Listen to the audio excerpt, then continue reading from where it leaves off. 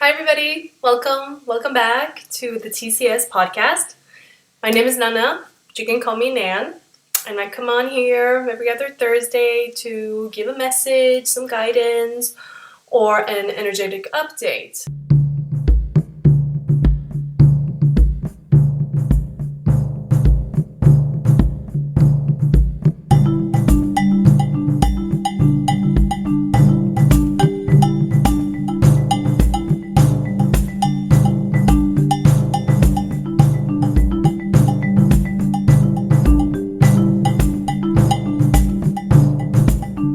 And we are in the middle of July. How's that going, by the way? It's a very emotional month. Even though it's filled with a lot of compassion, it's very heart-centered, which means a lot of emotions too.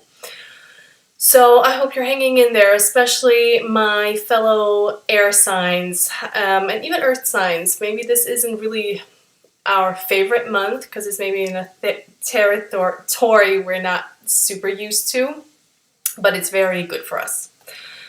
But I'm on here today to talk about something that happens on Sunday, July 21st. We have another full moon in Capricorn. We had one just a month ago on the solstice on the 21st of June. So from what I understood, this is a pretty big deal. And for those of us that are energy sensitive, I'm sure you can feel the heat. It's a build up of energy. And I wouldn't even call it like an anxious energy. Or an excited. It's just a lot of energy. It's a lot of emotional energy, for sure. This happens in Capricorn whilst the sun is in Cancer, which would be the opposite. And, the message I have is that this is such a big theme about this archetypal mother-father, the polarities of the mother and the father. Now, this can play out in all kinds of ways. It could be literal patterns we had with our parents, which is going to be big. So if you feel that a lot of patterns are coming up, or a lot of things that happened with our parents, or emotions that need to be cleared, I know that's never really fun, they will definitely start to surface. And I really try to welcome it, even if that's really tough. Try to explore it and be curious about it and work through it.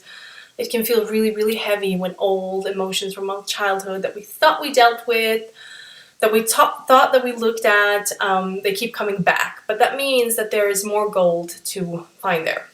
And also, our mother and father, whether that was our actual biological caregivers or non-biological caregivers, whoever were our caregivers growing up, we take on those archetypes. We internalize mom and dad, and sometimes we don't even think about it, that we're doing it. So it's also archetype, like it's about aligning the heart and the head. So for those of us that had parents that were very different and had very different approaches to life, we can definitely feel that pull. Our head is giving all these logical reasons. Our heart is, screaming out all these desires that it wanted. It wants to be loved. It wants to fulfill the desires, go chase our dreams. And our head is that kind of logical, that Capricorn of like, you know what? This is ridiculous. We can't just do that. We can't just leave everything and run. We need to do things methodically. We need to do them strategically. So those things are really called into a collaboration and integration. Integration, I always keep saying that, but the universe will always push us towards integration, pushing itself towards integration. And when we have the internalized mother and father, this exact thing is going to be very highlighted. So just like I said, some of us have a lot more integrated. We've done our work, or we're just naturally more integrated when it comes to heart and head. Some of us definitely need that push. So, there's this saying like, follow your heart always. I say sure, but we can't be foolish. Just like we can do anything. It's a choice always, but only doing things logically and what's expected of us, and this kind of like, structured thing where there are certain rules, we just follow the rules, we do it the way we were taught, and then we stay safe. If we only do that, then our heart suffers. And if we only do things foolishly, we follow our hearts without even thinking, then we're probably going to end up in situations where we will have to think, where we'll have to plan, where we will need to structure things. So that's also a disaster waiting to happen. But when we can work those two together, we can do things that we couldn't even imagine ourselves. So this is going to be a big full moon about change. Some of us have been waiting to change. Some of us have already changed a lot, not just ourselves, but circumstances in our lives. And some of us really want to change, but again, we want to change so much, but our beliefs, just like we talked about in June, a lot in June, it was kind of preparing us for this, to really look at our beliefs. So if we have beliefs left that do belong to our parents or come from our parents, things that we took on as, gospel of mom and dad, then those things will come up. So if I want to follow my dreams, if I want to do something that goes totally against what my dad taught me, for example, that's going to be a clash. So I'm going to keep going forward with this belief is going to come up, and it's going to be this tug of war. So really, it's about really manifesting change, but structured, well-planned change. And really about taking that first action. If we have been waiting for something to change, waiting for something to, for us to take some kind of action, for us to create something, I think it's a beautiful month to actually get started on that and watch how our beliefs start screaming when we go against that. Because when we grow up, we want to have a bond and a connection with our caregivers, with mom and dad, or whatever our caregivers were. So many times we give up a lot of parts of ourselves or beliefs that we hold that are natural to our essence in order to stay connected to mom or dad. So if we are naturally a very, very creative person, but let's say we had a mother or a father that did not value creativity, that really thought that was a waste of time, that you're supposed to get this job, 9 to 5, sit there, do your thing, and that's really against our nature. Well, as kids, we're gonna give up that part of ourselves, and we're gonna follow whatever our parents said. Because when we're growing up, our parents are like the universe. They are like gods to us. We don't know much else. So it's really about graduating, maturing from that a bit. It's really about realizing how we, when we can stay in alignment with ourselves, are our own parents now. How we are grown-ups now. The difference from being a kid is that we're not a kid anymore. So it's really pushing us to mature emotionally. And that can feel really scary. And that can feel really disorienting. And I do believe that many times we don't really know how that looks like, and it looks different for everybody. But I would say a big part of maturing emotionally is about taking responsibility, holding ourselves accountable to things without punishing ourselves. If we wanted to do something and we don't do it, well, then take accountability that that's a choice that we made. It's not something that just kind of that we missed, or an opportunity that, what I want to say is that we can't really, if we want to mature, playing the victim card with ourselves is not really going to work. Capricorn is a hugely responsible sign. It's ruled by Saturn. Saturn is rules, time, structure. It really is something that forces us to be the adult, to be the mother, to be the father for ourselves. And that can be very challenging, like I said, especially if mom and dad had very strong beliefs. Some of us grew up in more, let's say, freer homes where we could express ourselves. We were encouraged to be ourselves, and some of us grew up in homes where that absolutely did not happen. So it's going to look very different. But really the message here is just go for your dreams, but not in this kind of like Aries way where we just do, we go. A methodical way where we know that really the journey and the journey is the magic. The destination is this beautiful bonus, but whenever we get there, we're going to want to go further and further, or farther or farther, or whatever you say, and that's perfectly fine. So with this full moon, link your heart and mind as much as you can, and don't run away from that tug of war. The tug of war has been there since we were kids. It's really time to look at that tug of war, stay in the middle of it, and hold it together, because all parts of ourselves wants to be free, wants to be integrated. It's just that the parts of ourselves have very different ways of doing that. So, for example, heart and head, at the end of the day, they both want to fulfill our dreams. Like, both our logical minds and our hearts wants to go for our dreams. It's just that while the heart is very much warm and positive, where we want to do these things and we don't really see a problem with it, our minds definitely can see the potential consequences of just doing it without having any kind of plan.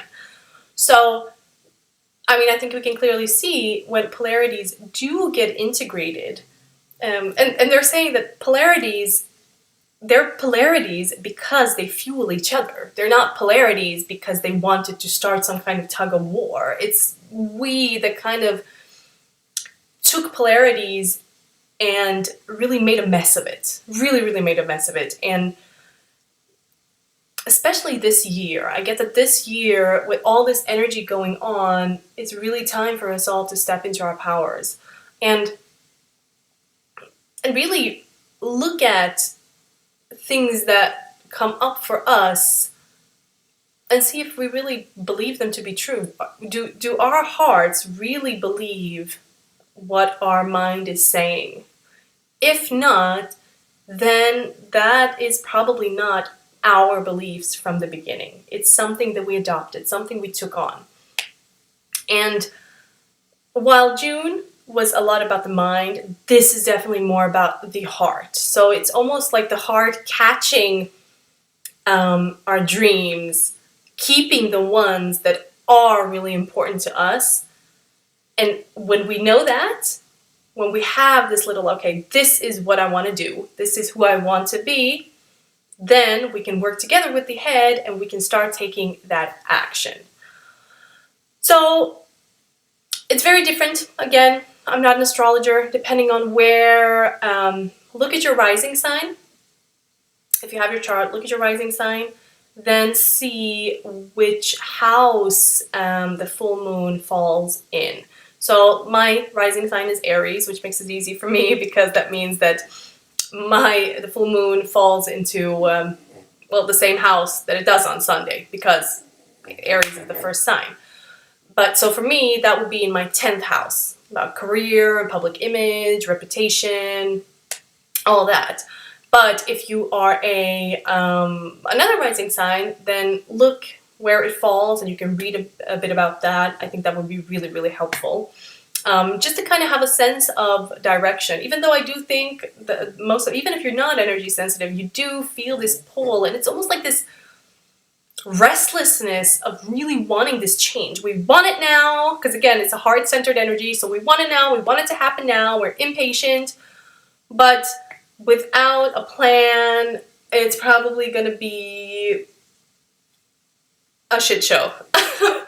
I'm sure we've done that before. So create a plan. Catch the dreams, catch the desires that really do matter. Look at the beliefs that are in opposition to that. Work through them. Find ways where, just like we talked in June, you can go back and watch that June video. Because again, if we didn't do that whole look at our beliefs, it's going to come up again now. But this time it's going to be more emotional than it is going to be logical. So when we do have a clear sense of, okay, this is my desire right now, don't run away with it like, oh, maybe I shouldn't do this, maybe I shouldn't do that. Okay, this is what I want to do right now, this is who I want to be. Then we can start creating a plan. And I'm telling you, when we do link heart energy with mind energy, beautiful things can happen. Because then we don't have that kind of resistance. We don't have things telling us that it's not possible. We still have our logical common sense, which I do feel and I do get that we definitely need. We need that in order to make mature decisions and take accountability. So accountability is not self-blame in any way. It's just acknowledging that it is what it is because of certain choices that we made, and what can we do in the position we are now with what we know now, as opposed to what we didn't know then. Which I know, talking about it sounds like, oh, it sounds so easy. And I know that when we work through old emotions, old wounds, old fears that come up when we want to make changes, it doesn't feel so easy. But change is on the horizon, people, definitely. So individually, but also collectively. A lot collectively. I don't get any specific things, but just a lot of changes in different areas collectively are going to start being initiated. And rising up to a new version of ourselves, really, it's about stepping into that fully. It's really about getting off the fence, really getting off the fence, and just with a solid plan, move towards who we want to be. I guess that's what I have to say. I do acknowledge you, I do encourage you to look up rising sign. You can find like free birth chart online, look at your rising sign, and then see which house that falls into. And you can know where the moon is. And good luck, everybody. Please let me know in the comments after the full moon how it went, or let me know in the comments if you can feel this kind of tug-of-war energy. Can you feel those desires wanting to bring us forward, but also our head coming up with all these reasons why it might not be a good idea. A happy mind and a happy heart are the happiest when they are a team, really. Because nothing is really separate. I keep saying that in every video, but I think it's really important to acknowledge it again. Nothing is truly separate, not even our heart and mind. It's just different expressions of the universe. It's a very emotional, the heart, it's beautiful, it's compassionate, it's a big focus on that. And the mind is the polarity of logic, structure, father energy. The one cannot work without the other. It doesn't, it becomes this unbalance. And so, yeah, if we feel we are too impulsive and we make foolish decisions without having no plans, then this is not the time to keep doing that.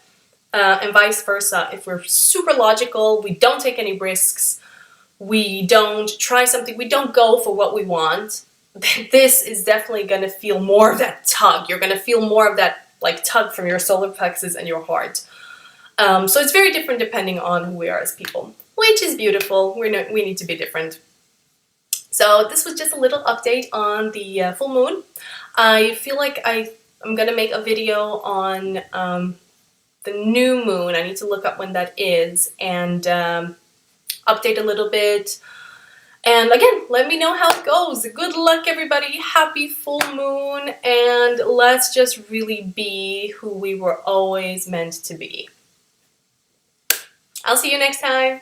Bye. Thank you for watching.